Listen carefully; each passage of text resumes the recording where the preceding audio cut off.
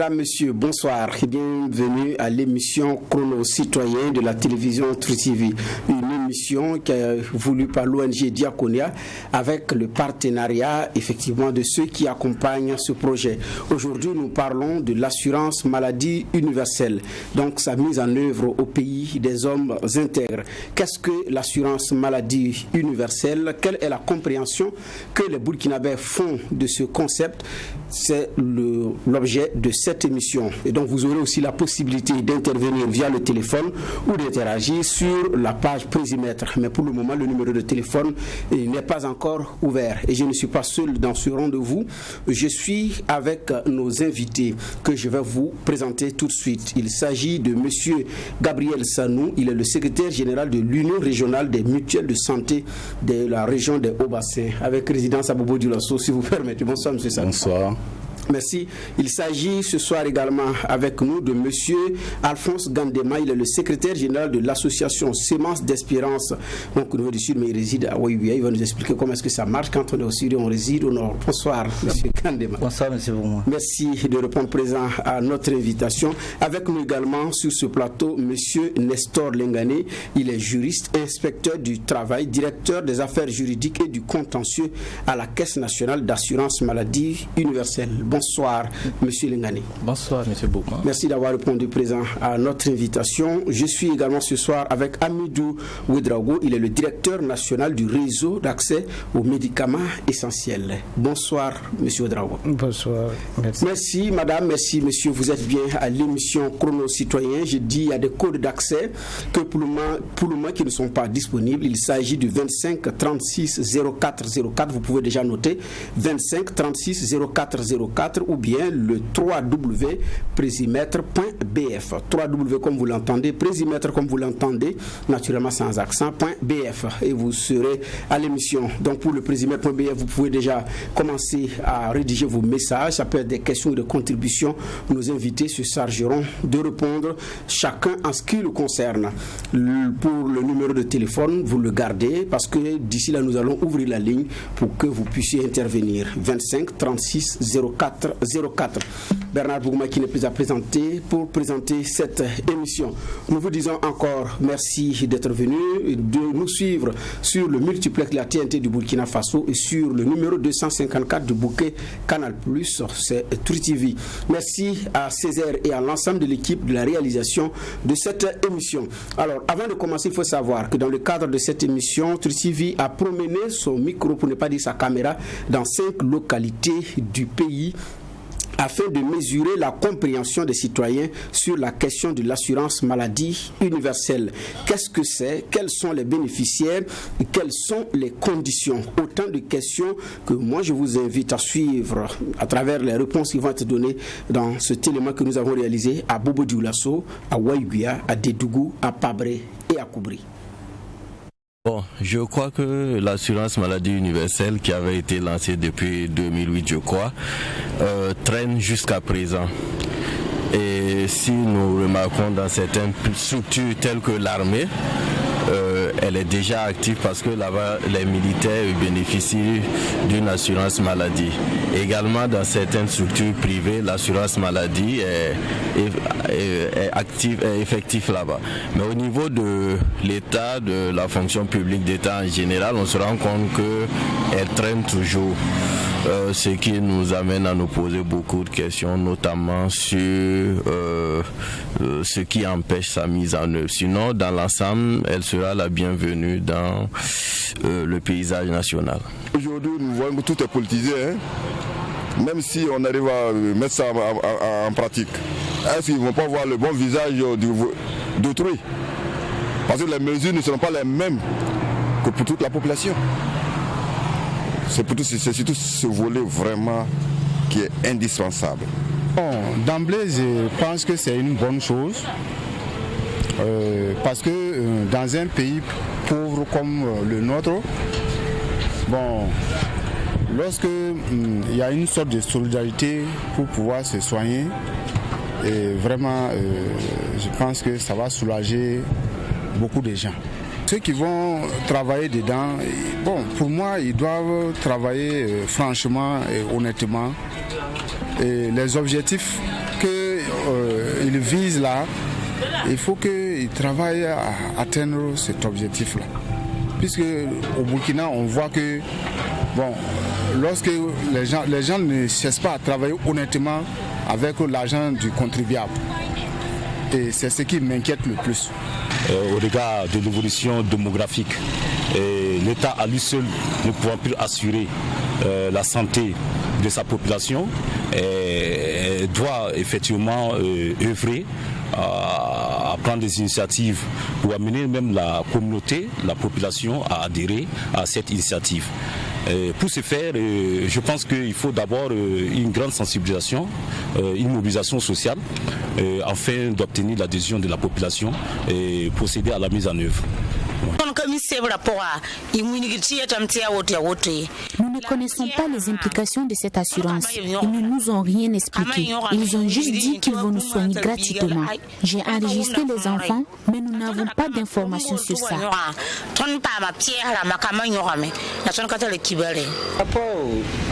Au recensement universel, en tout cas, on a recensé, mais pour le moment, aucun résultat. Pour le moment, pas de résultat. En tout cas, il y a une dame qui parlait que non, que si vous recensez, vous allez soigner gratuitement. Si vous partez à l'hôpital, vous n'allez pas payer les produits. Bon, on pensait que c'est vrai, mais bon, pour le moment, on n'a rien senti. Si vraiment ce projet est réalisé, ça va beaucoup nous soulager. Parce que souvent on peut tomber malade et sans avoir les moyens pour se prendre en charge.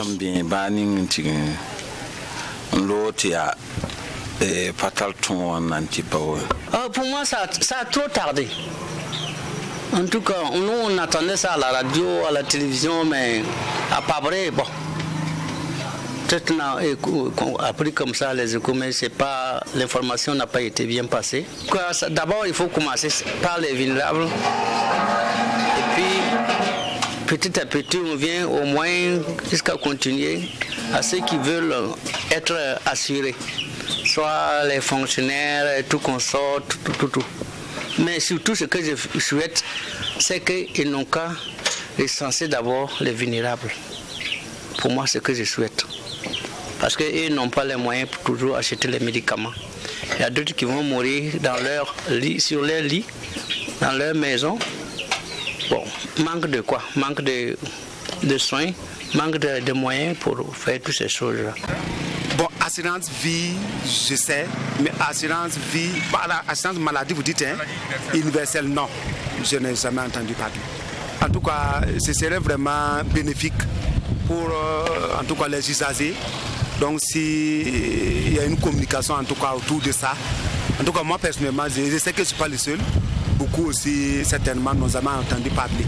Voilà, ce serait vraiment intéressant qu'une communication, en tout cas, soit faite là-dessus. Je n'ai jamais entendu ça. C'est ma première fois d'entendre ça. C'est parce que je suis tout dedans.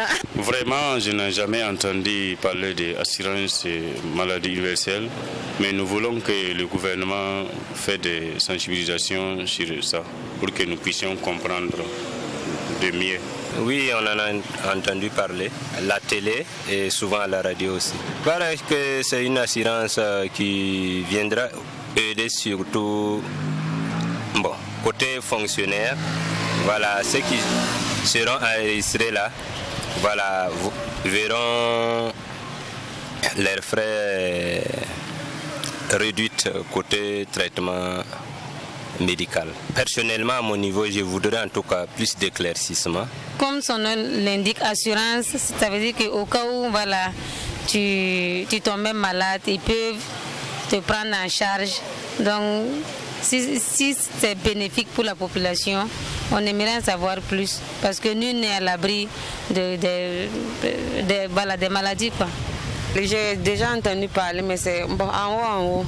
Je pense que c'est au journal télévisé. L'assurance maladie universelle, comme les maladies ne préviennent pas, c'est pour se protéger en cas de maladie subite, quoi.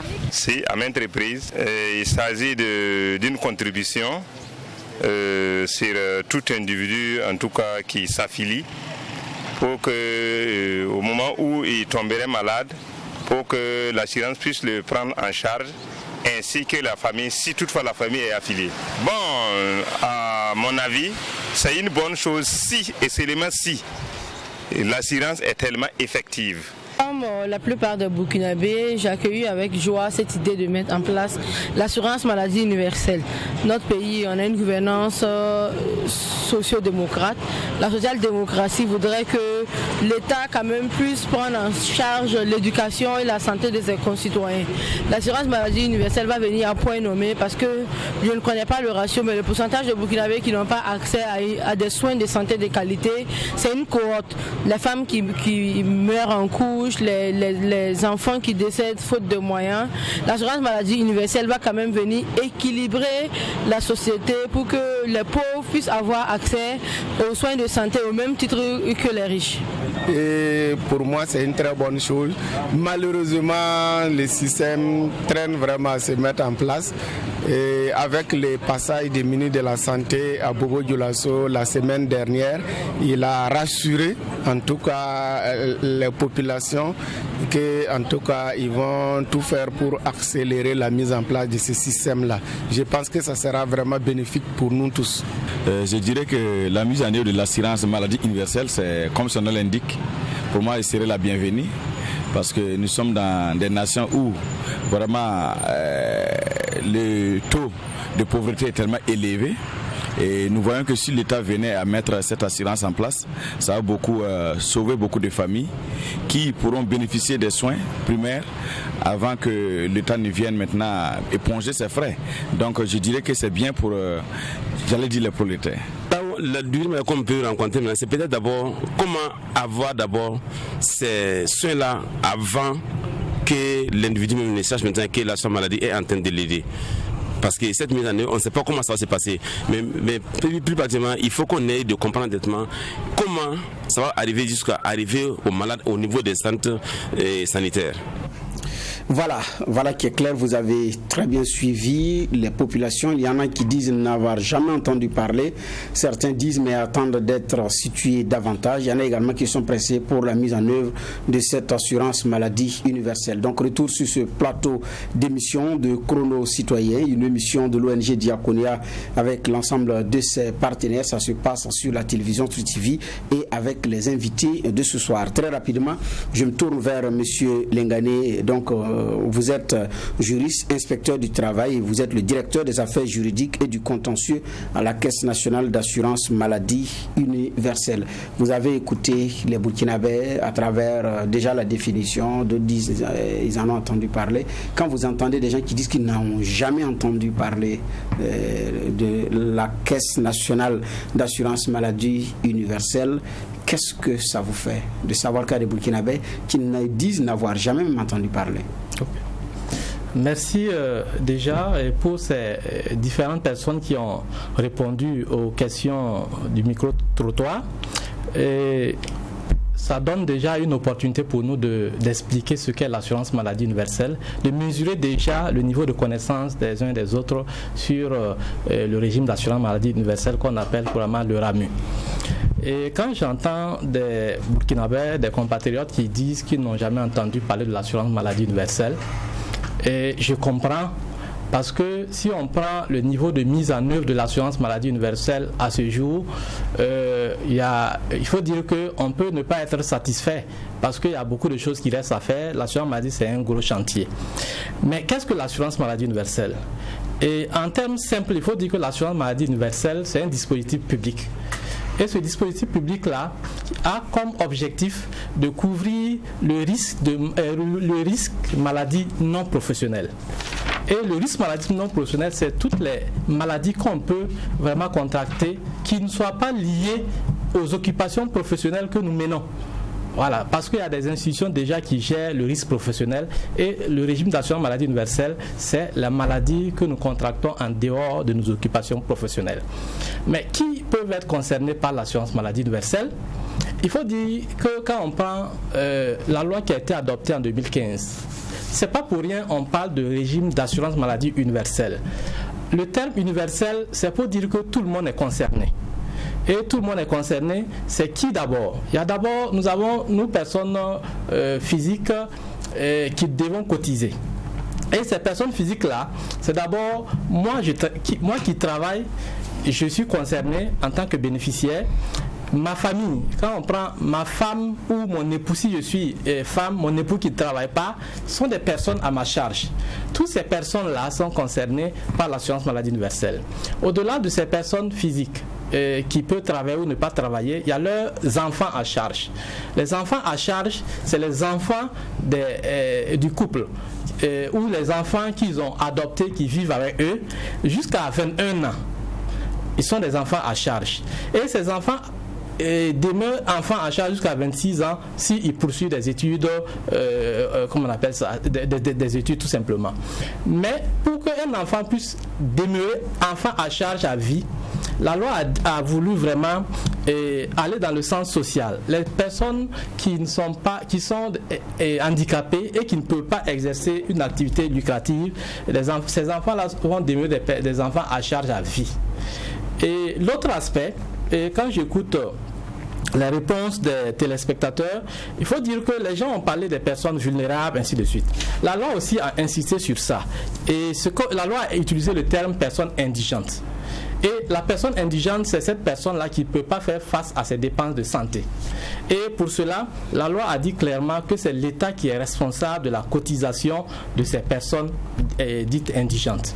Voilà, donc il y a un décret qui a décrit les critères de l'indigence au Burkina Faso. Et depuis 2018, on a ce décret-là qui définit ces personnes-là.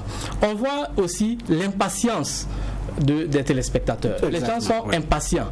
Depuis l'assurance maladie, on entend parler de ça, ça ne vient pas. Le technicien que je suis, il faut dire que nous sommes aussi impatients. Nous sommes aussi impatients parce que quand vous travaillez à un certain moment, vous voulez passer à l'échelle, vous voulez passer et aller sur le terrain et que vous n'arrivez pas pour 1000 raisons. Il y a des raisons que vous soyez impatient. Mais il faut dire aussi que l'assurance maladie, quand on prend la Caisse nationale d'assurance maladie universelle, qui est l'organisme de gestion du RAMU, qui est placé sous la tutelle technique du ministère en charge de la protection sociale, ministère de la fonction publique, du travail et de la protection sociale. Et ce ministère travaille avec la CNAMU pour qu'on puisse vraiment avancer rapidement.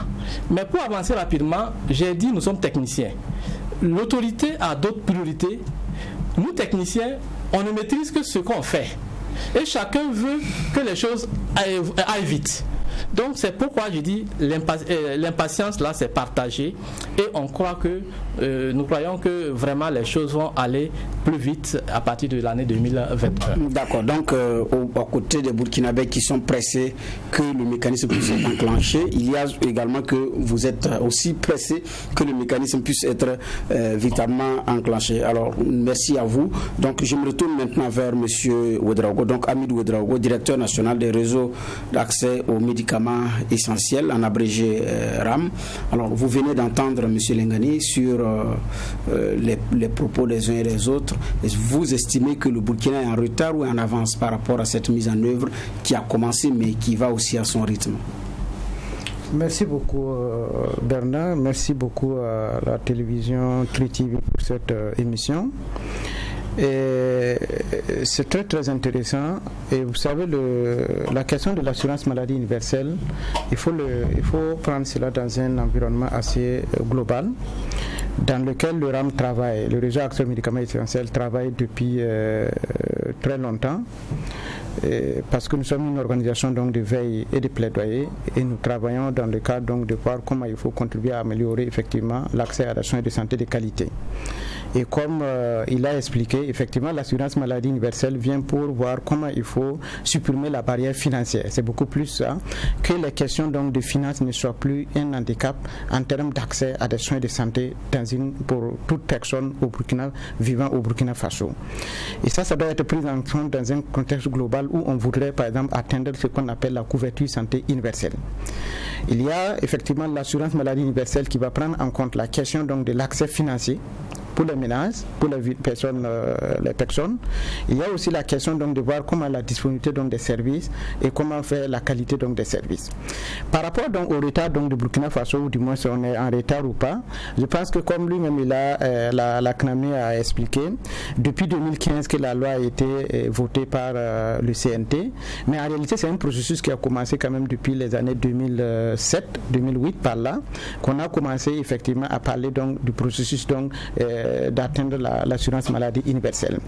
Et je peux vous rassurer qu'il y a des pays voisins d'ailleurs même qui sont venus prendre un peu l'exemple même du Burkina Faso et qui sont même déjà en avance plus que le Burkina Faso. Voilà, en matière même de mise en œuvre d'assurance maladie universelle.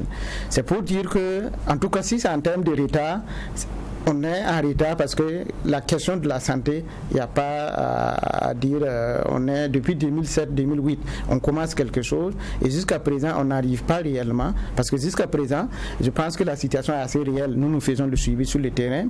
Et on a commencé cette année avec ce qu'on appelle les personnes indisantes, les personnes indisantes. Bon, ça veut dire que jusqu'à présent, ce qu'on appelle l'assurance maladie universelle, là, ça ne couvre que les personnes indisantes et la question donc des femmes enceintes et les enfants de moins de 5 ans qui a commencé depuis 2016 entre temps. Donc, si c'est le retard, ça c'est quelque chose qu'on a déjà consommé. Maintenant, comment faire pour qu'effectivement on puisse aller très rapidement? Je pense que c'est de là qu'on doit beaucoup plus maintenant parler. D'accord. Alors, je reste avec votre voisin, Monsieur Gandema. Vous êtes de l'association Semences d'Espérance Sud. Oui. Alors, je vous demandais, Sud, vous êtes, parce que vous avez également la zone de couverture, c'est Waïbia. Oui. Maintenant, vous êtes dans le cadre associatif et vous travaillez naturellement dans ce domaine-là. Oui. Je me posais la question par rapport au État du Burkina. Effectivement, comme l'a dit M. Ouedraogo, c'est en 2015 que la loi a été adoptée, mais on a entendu parler effectivement depuis longtemps. Et aujourd'hui, la mayonnaise prend difficilement. Vous êtes dans le milieu associatif aux côtés des populations. Est-ce que vous avez l'impression que les populations comprennent le mécanisme, même si dans le micro-trottoir, il y en a qui disent qu'elles ne comprennent pas? Oui, merci Bougma. Effectivement, nous sommes dans la région du Nord pour l'implémentation de l'assurance maladie universelle. Maintenant, nous sommes là à travers un projet nommé projet d'implication des communautés dans la veille et le suivi de l'implémentation de l'assurance maladie universelle dans la région du Nord. Et c'est un programme soutenu naturellement par Diaconia à travers son programme de renforcement de l'engagement citoyen et des responsabilités des gouvernants. Et par rapport à cette situation, nous avons déjà fait un certain nombre d'actions sur le terrain, mais nous avons constaté avec les populations l'impatience et vraiment le retard qui est consommé en fait dans la mise en œuvre de l'assurance maladie universelle. Et ce retard, nous le comprenons, mais les populations ne l'acceptent pas. Et en tant qu'acteur de mise en œuvre sur le terrain, il y a vraiment de la peine à voir qu'un projet aussi merveilleux, adopté à travers la loi 060 CNT depuis 2015, a du mal en fait à avancer, puisque les populations, à travers nos rencontres d'information, de sensibilisation, ont compris la nécessité par exemple de l'assurance maladie universelle, et bien qu'ils se rendent compte que pour le moment la phase d'implémentation ne concerne que les personnes indigentes, les populations sont assoiffées et veulent en fait que l'assurance maladie universelle commence un début de mise en œuvre pour espérer avoir aussi un jour l'assurance en fait d'être traitée par ce système. Alors je reste avec vous sur le plan de terrain. Comment est-ce que votre action se mène auprès de ces populations-là dans le cadre de la mise en œuvre? Voilà, donc sur le plan terrain, d'abord le projet c'est l'implication des communautés. Nous avons d'abord fait des rencontres d'information avec les communautés ciblées. C'est les zones en fait ciblées par la CNAMU pour son intervention. Et nous avons fait des rencontres d'information, nous avons fait des débats communautaires, nous avons fait des théâtres fora. Nous avons en fait surtout mis en œuvre dans le cadre de ce programme soutenu par Diaconia 15 comités de veille. ces 15 comités de veille composés de 75 membres, et dont 31 femmes, doivent assurer en fait la veille et le suivi de la phase d'implémentation de l'assurance maladie universelle. Et pour ça, nous avons constaté, pour ce qui nous concerne, un engagement réel des populations et une implication des leaders communautaires, religieux et des responsables politiques dans la zone de Ouayougé, dans la région du Nord, qui n'attendent que le début de l'assurance maladie universelle. D'accord. Et ce soir également sur ce plateau, il y a M. Gabriel Sanou. Vous intervenez au niveau d'ailleurs des mutuelles de santé. Vous êtes le secrétaire général de l'Union régionale des mutuelles de santé des Hauts-Bassins. Effectivement, on a commencé à voir qu'il y a des mutuelles de santé qui commencent à travailler dans ce domaine. On arrive dans les centres de santé, on voit des plaques où on dit c'est agréé, c'est reconnu. Comment est-ce que ça fonctionne, ces mutuelles de santé? Est-ce qu'on peut en savoir davantage sur qu'est-ce que c'est qu'une mutuelle de santé? Alors, merci. Les mutuelles de santé, ce sont des structures associatives, des groupements organisés qui mutualisent leurs ressources entre membres de façon volontaire pour pouvoir faire face aux questions sociales et aux questions de santé. Donc, c'est à base de cotisations fixées qui sont mises ensemble que les bénéficiaires, les membres se soignent selon les cas de maladie qui surviennent au niveau des bénéficiaires inscrits au sein d'une mutuelle. Et donc, c'est-à-dire que si nous qui sommes ici, nous sommes membres de votre association, si un d'entre nous tombe malade, c'est l'association qui lui prend en charge, ou comment est-ce que ça se passe? Exactement. Si vous êtes membre de la mutuelle et vous avez cotisé, vous êtes en règle vis-à-vis de vos cotisations, donc il y a un certain taux, ça dépend des mutuelles, que vous prenez et que la mutuelle aussi prend le plus gros taux en charge pour vous permettre de vous soigner à moindre coût. Au niveau de votre union, vous regroupez déjà combien de mutuelles? Et nous avons 14 mutuelles au niveau de la région des Hauts-Bassins qui font l'union, qui forment l'union. D'accord, il y a des gens qui nous suivent, ils vont vous demander mais comment est-ce que ça fonctionne, comment est-ce que ça se crée? C'est une association comme l'association Séman d'Espérance Sud, ou bien ça se crée comment? Ok. Bon, avant l'avènement du règlement 07 de l'UEMOA intervenu en 2009, les mutuelles se créaient exactement sous la loi 1092 du 15 décembre 1992. Mais depuis le règlement UEMOA, il n'est plus permis de créer des mutuelles avec cette loi-là, parce que les mutuelles sont désormais régies par le règlement UEMOA, mais il y a un vide juridique au niveau du Burkina Faso, parce qu'il doit un organe administratif de gestion des mutuelles, de la reconnaissance des mutuelles devait être mis en place. Et depuis, il y a ce vide. Et donc, les mutuelles traînent ce vide-là, mais quand même, toutes les mutuelles qui fonctionnaient à base de la loi 092 du 15 décembre 1992 continuent à fonctionner tant bien que mal, mais notre organisation ressemble fortement à l'organisation des associations ordinaires. Alors que ça ne devrait pas l'être. Alors que ça ne devrait pas l'être, mais je crois que c'est une question que nous aurons l'occasion d'approfondir. D'accord, nous avons la chance d'avoir Monsieur Lengane, qui est juriste d'ailleurs, et qui travaille, pour parler comme l'homme du Ouagadougou, qui travaille au niveau de la Caisse nationale d'assurance maladie universelle. Il dit qu'il y a un vide juridique qui ne facilite pas les choses, mais bon, ils font avec. Est-ce qu'on peut en savoir davantage sur pourquoi est-ce que le Burkina Faso traîne ce vide juridique-là? Merci. Et moi, je ne dirais pas que c'est un vide juridique. Peut-être un problème institutionnel, parce qu'il a invoqué tout à l'heure le règlement UEMOA sur la mutualité sociale. Le règlement UEMOA dit qu'une mutuelle, puisqu'on consacre ici la spécificité de la mutuelle par rapport aux autres associations, la mutuelle sociale, c'est comme la caisse d'assurance maladie universelle à minima. Et leur point commun, c'est d'abord la couverture du risque maladie. Donc, le règlement UEMOA dit que pour créer une mutuelle, il faut que la mutuelle soit agréée par le ministère en charge de la protection sociale. Et avant que le dossier ne parvienne au ministre en charge de la protection sociale, il y a un organe qui doit être créé, qui a été institué par le règlement IOMOA.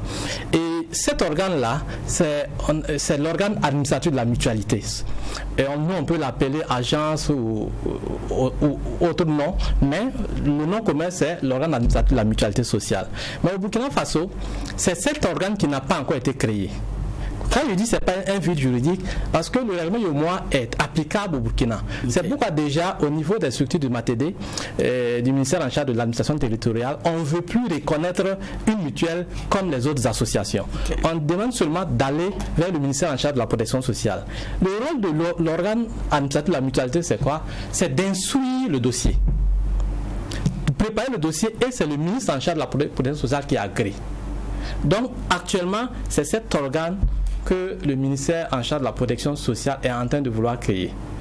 Il y a un travail qui a été fait déjà, et on a travaillé avec la direction générale de la protection sociale pour essayer de voir qu'est-ce qu'il faut faire pour créer rapidement cet organe administratif de la mutualité qui manque dans le cadre institutionnel au Burkina Faso. Et quand on a travaillé, il y avait les acteurs mutualistes qui étaient représentés, il y avait nous, techniciens de l'administration en matière de protection sociale. On a essayé de voir qu'est-ce qu'on peut faire rapidement pour créer cela. Dans tous les cas, même si l'organe n'existe pas, c'est le ministère en charge de la protection sociale qui doit agréer. Donc il faut trouver un organe pour instruire le dossier et d'autres attributions pour voir comment la mutuelle fonctionne, les comptes.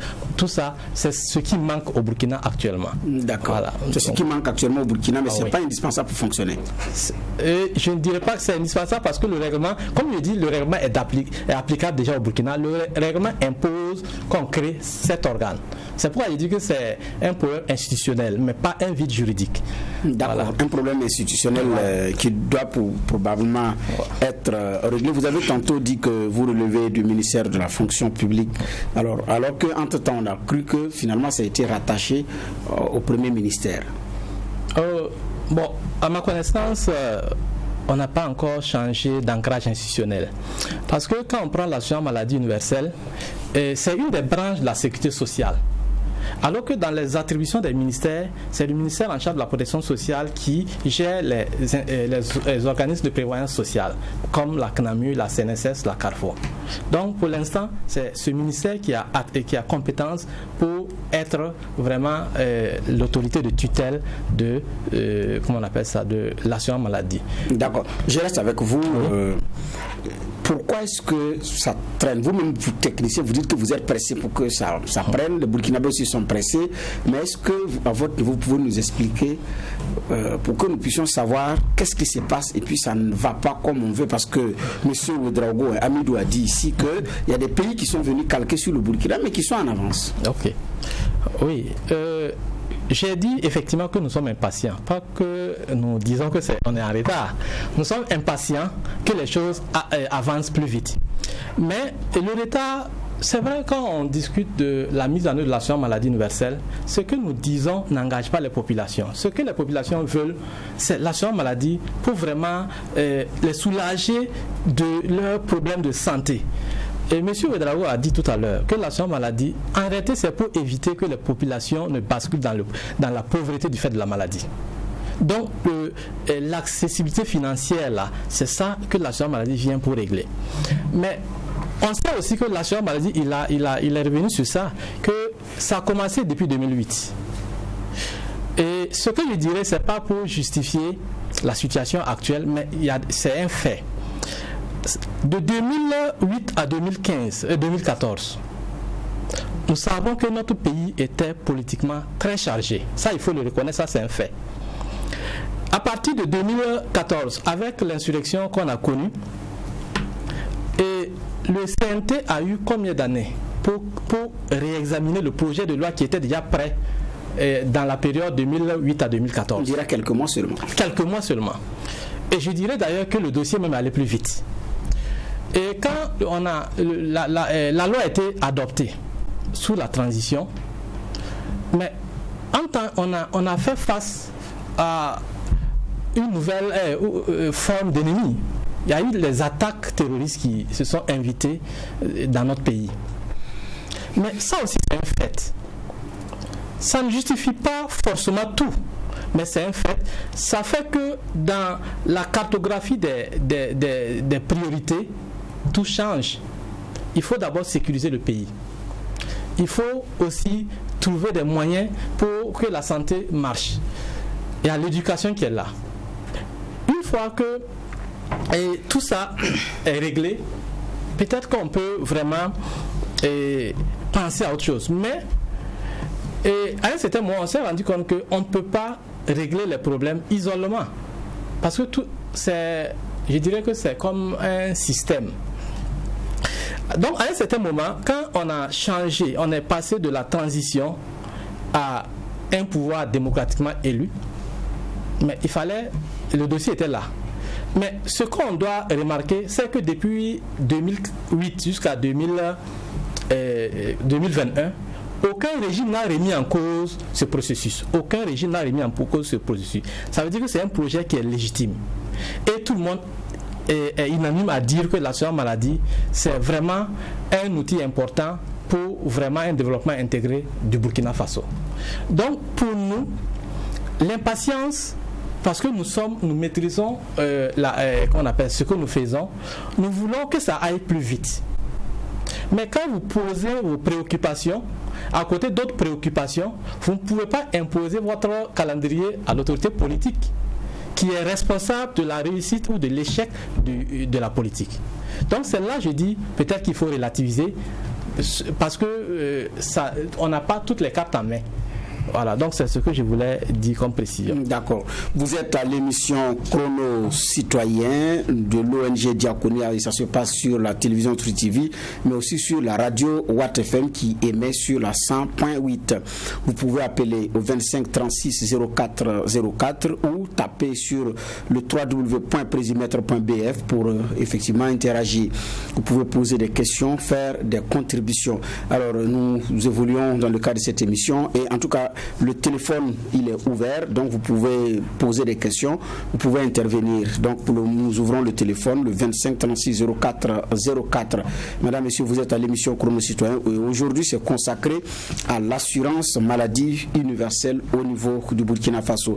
Alors, Monsieur Ouedraogo, vous avez bien écouté les différents acteurs, il y a les mutualistes qui sont là, si je peux me permettre de vous appeler ici.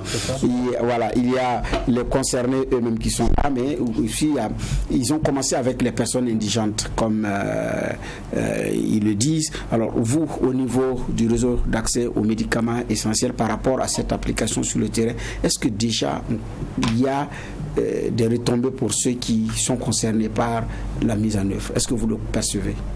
Ok, merci beaucoup. Effectivement, le RAM a été également bénéficiaire de l'ONG Diaconia dans le cadre donc, du projet donc, de suivi de la gouvernance et de la rétribuabilité dans le cadre de la mise en œuvre donc, de l'assurance maladie universelle. Et nous intervenons dans la région donc, de Haut-Bassin, dans 3 communes principalement, parce que en fait, comme l'assurance maladie universelle pour le moment est dans des phases pilotes, parce que depuis 2008 nous sommes toujours en train d'apprendre à voler, donc nous sommes toujours dans la phase pilote. Et ce que je peux dire par rapport à votre préoccupation, à votre question tout droit, c'est qu'effectivement depuis pratiquement depuis mars, il y a eu effectivement donc des acteurs, des bénéficiaires qui ont témoigné avoir eu les services donc, de l'assurance maladie universelle. Mais je note que c'est quelque chose qu'on avait promis officiellement depuis le 1er janvier. Et il y avait même eu aussi, avant cela, donc, je pense que vous aurez constaté que avant la campagne, donc le lancement de la campagne présidentielle, on a eu un lancement pas vrai entre-temps. Bon, entre-temps aussi, on ne sait pas comment ça s'est passé. Ça s'est un peu stoppé d'une manière ou d'une autre.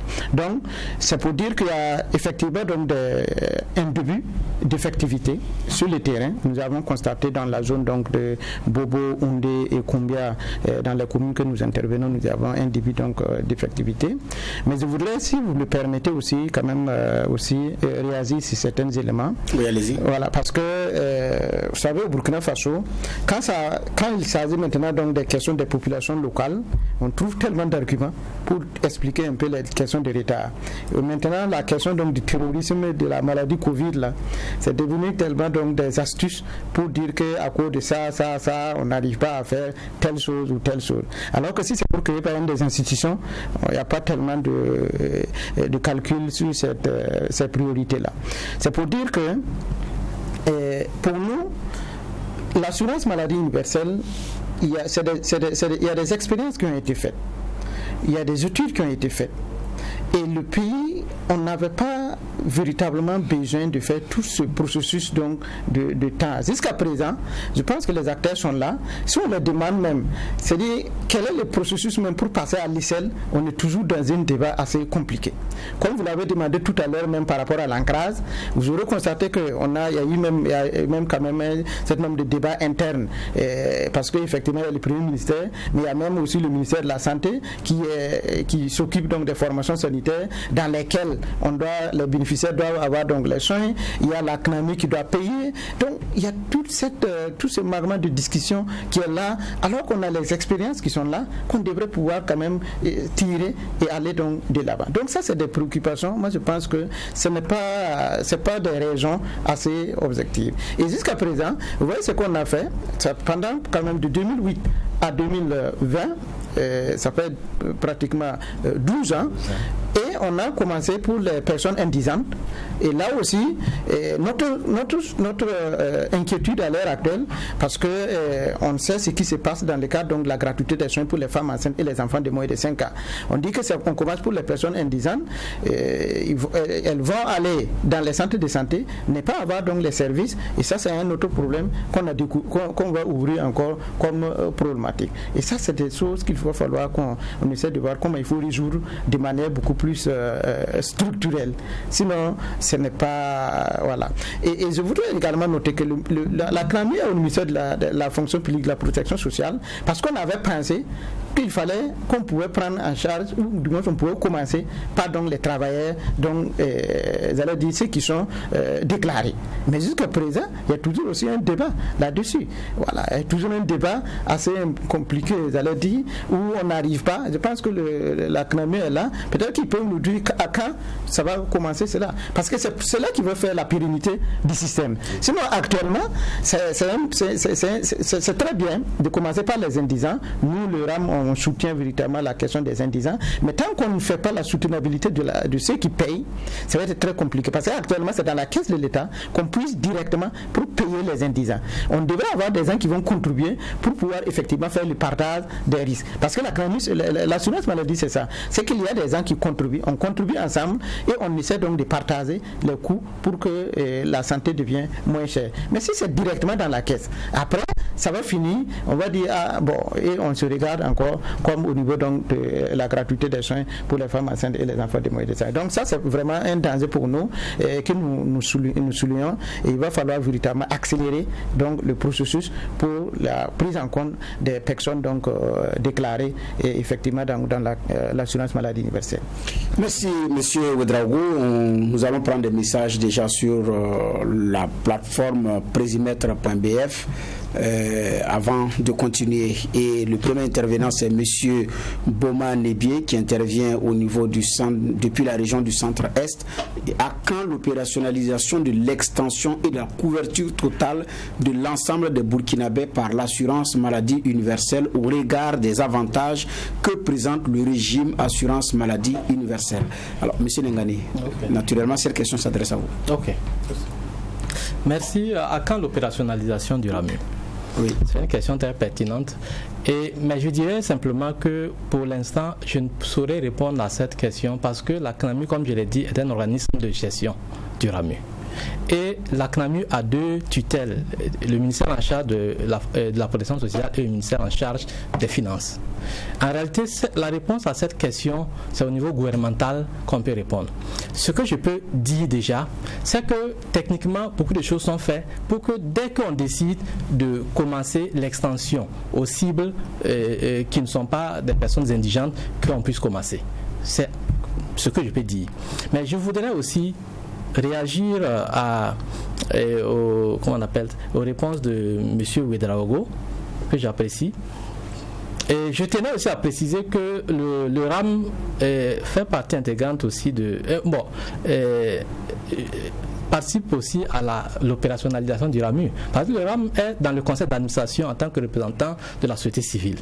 Donc tout ce qui est là, que ça soit bon ou pas, c'est la CNAMU, sa direction générale, son conseil d'administration qui sont responsables. Mais l'autre rectification que je voudrais faire, parce qu'il a semblé faire comprendre que la CNAMU est au ministère en charge de la protection sociale parce qu'on croyait qu'on allait prendre en charge rapidement les fonctionnaires.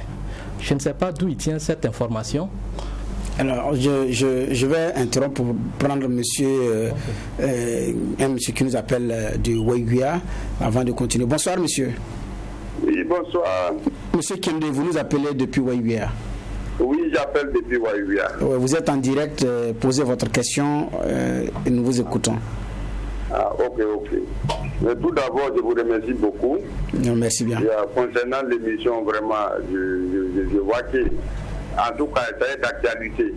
Mais maintenant, la question que je voulais poser, oui. Puisque moi, je suis dans la commune de Waiguia, bon, en fait, je fais partie d'un comité de veille qui a été installé. Voilà, mais à nos jours, de nos jours jusqu'à l'heure là, on est en train...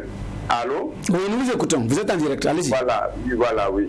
Bon, notre devoir premier, c'était d'approcher la population, voilà, pour pouvoir les sensibiliser par rapport à l'implémentation de l'assurance maladie.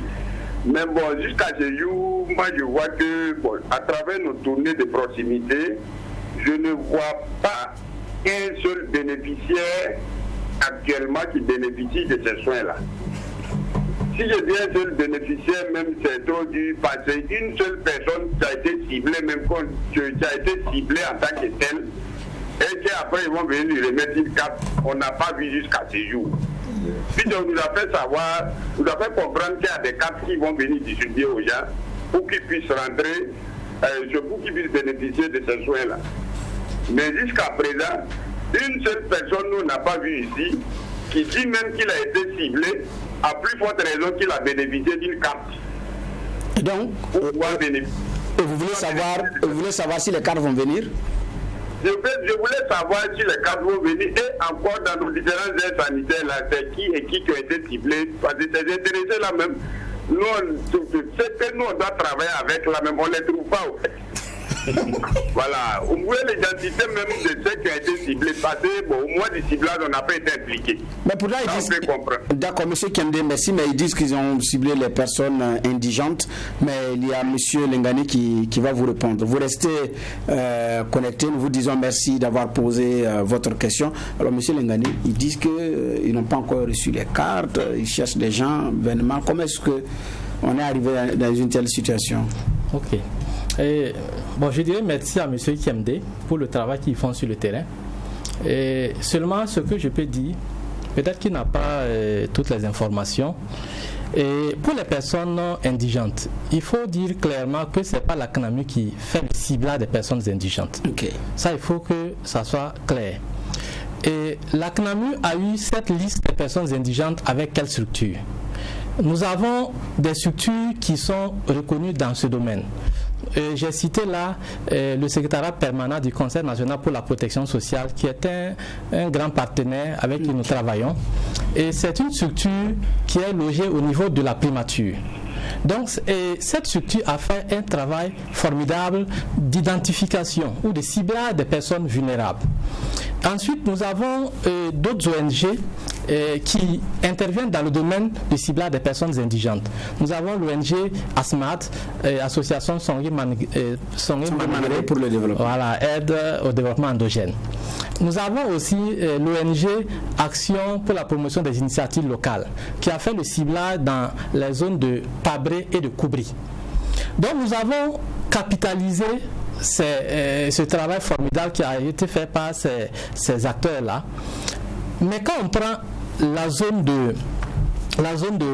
Nord, Waiguia, et quand je dis qu'il n'a pas les informations, peut-être il n'a pas les informations précises, nous avons environ 2857 personnes qui ont été ciblées à Waiguya.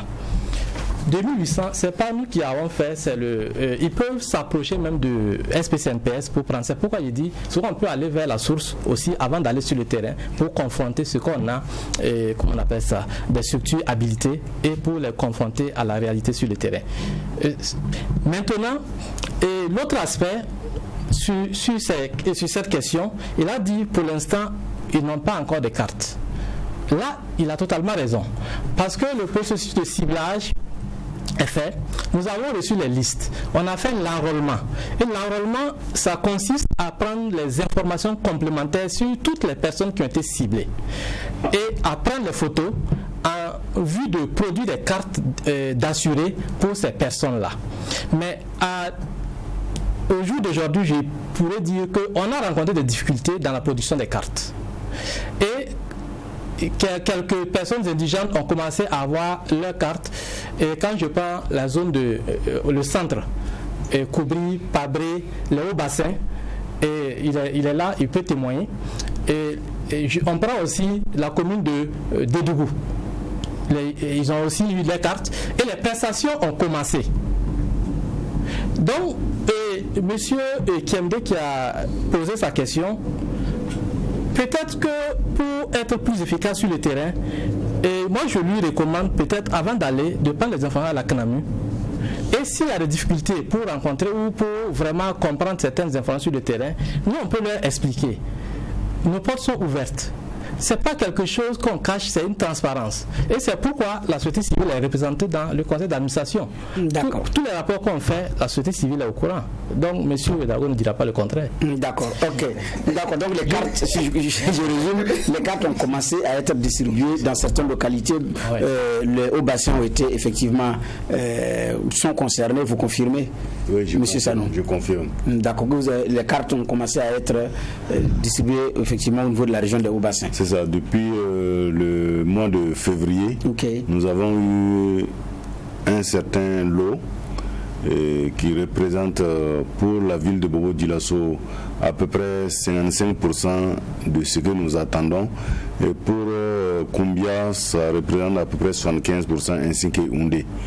Voilà, mais bon, pour revenir un peu quand même à la question du ciblage même des personnes indigènes, il faut reconnaître que quand même il y a eu, même si c'est un travail qu'on appellerait de formidable, il y a eu quand même des insuffisances qu'il faut qu'on note pour l'amélioration des actions futures. Voyez-vous, même si le ciblage a été bien fait, si le ciblage date de 2016, pour être mis en œuvre en 2020, vous voyez qu'il y a beaucoup de paramètres qui sont en jeu, d'où l'on pourra parler des personnes perdues de vue. Et dans ce mot perdu de vue, nous avons des déplacés, nous avons des décès, nous avons aussi des jeunes filles peut-être qui sont mariées, qui sont allées dans d'autres contrées. Et bon, il y a beaucoup de choses.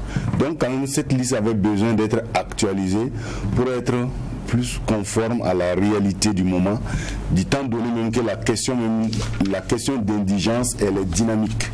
On ne devient pas indigent pour toute sa vie.